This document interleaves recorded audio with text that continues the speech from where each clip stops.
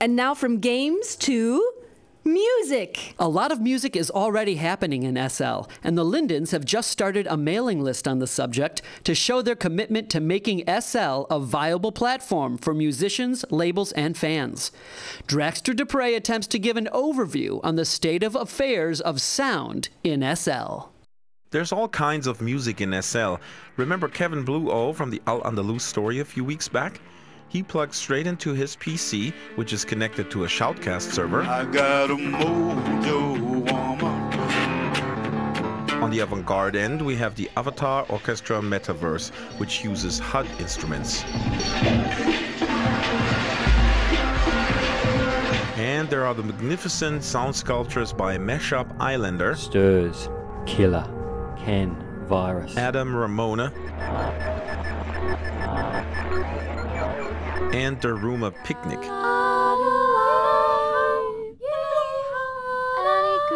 But then there's Dizzy Banjo, a music professional who thinks audio in SL leaves much to be desired. I see Second Life as being in the silent era at the moment, and you know, it's kind of like watching a Hitchcock film without Bernard Herrmann or Spielberg without Williams. Dizzy points to platforms like World of Warcraft, which he says are much richer in audio. Of course, he admits they are also easier to manage. There's much less concurrency going on, and most of the content that you're actually hearing is preloaded onto your machine in the install pack. The Second Life is by far the most adventurous. The architecture never knows what's going to happen around the corner. It might put a huge demand on the system. A system often challenged by only 20,000 concurrent users. Rumor has it, though, that Linden Lab is preparing the grid for up to 50 million. So they are doing something. Does that mean we can participate in a multi-track session in real time soon? How about MIDI keyboards triggering sound banks in World? It's all possible, says Eric Linden. It's going to take a long time. Long is a couple years maybe. You'll be able to use MIDI either with LSL or more directly attaching MIDI to an avatar and having the avatar play an instrument, attaching MIDI to an object and having the object act as a trigger, so if it's touched, a MIDI string gets played, and then eventually audio as bandwidth becomes more available. Eric is a musician himself, trained at Mills College and a pioneer in jamming via the internet with bands like Nude and Motherboard. He sees real-time online collaboration as one possible economic factor for SL. There's always people in the music business who are middlemen or who provide services that either audiences or musicians need to, want to, have to use. Virtual rehearsal spaces, virtual performance spaces, where people from all over the world can get together and play. Maybe all those unemployed casino owners could now be running virtual recording studios.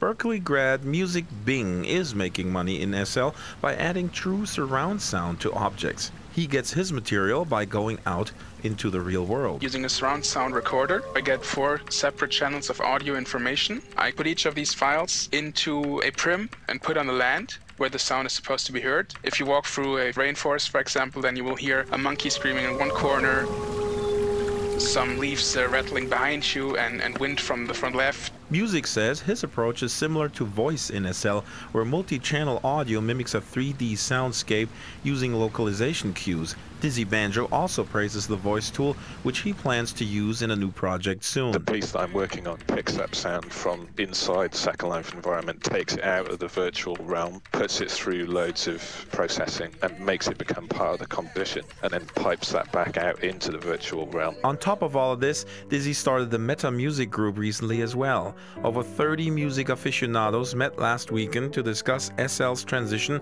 from silent era to talkies. The emphasis was clearly on the technical side of things.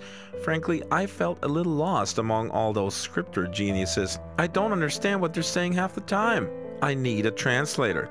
For Life for You News, I'm one Draxter Dupre who can read music, just not code.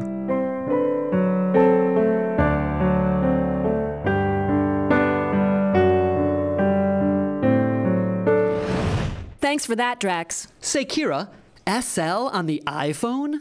Does that work? Here's a report with the answer. And more news in brief. Movement and art design. If you're interested in well-designed furniture and arrangements for your house, take a short trip to the Movement and Art Design showroom on the Haunted Vision Sim. The showroom opened this week, and if you hurry, you can get free gifts. Comfortable bed constructions and exquisite kitchenettes are set to pave the way for a new type of art and design in Second Life. Movement and art design. House arrangements on Haunted Visions. Bailey and Cool. On Wednesday, the exhibition Bailey and Cool by the artists Bino Bailey and Cool Menges opened their doors. The exhibition contains oil paintings by both artists, and every painting can be bought in second and real life. In addition to their paintings, you can also get a lot of information about art museums and art magazines from all over the world. Bailey & Cool is located on the Sweden Sim, and like Atlantis Sim, is found under the mainland. Bailey & Cool, oil paintings on the Sweden Sim. SL on the iPhone? No, your eyes aren't kidding you. That really is the processor shredding Second Life virtual world running on an iPhone. But how? And why is it so slow? Well, the answer is that it's a concept demo produced by mobile technology firm Comverse. In a layman's nutshell, all the processing is being done not on the iPhone, but on a central server. All that's being streamed to the iPhone is the visuals, essentially a video feed of Second Life environment. Then when you tap the on-screen buttons to move or type in a message, that's sent back up to the server for processing. So it's not a Second Life client on the iPhone, it's just streaming Safari-friendly video of your SL session, with you able to send your commands back in the other direction. That's why it's this sluggish at the moment, because you are one step removed. Thank you, Alan Garrigus, for the news. And thank you for watching. We'll be back next week. Until then, here's wishing you all a great Second Life.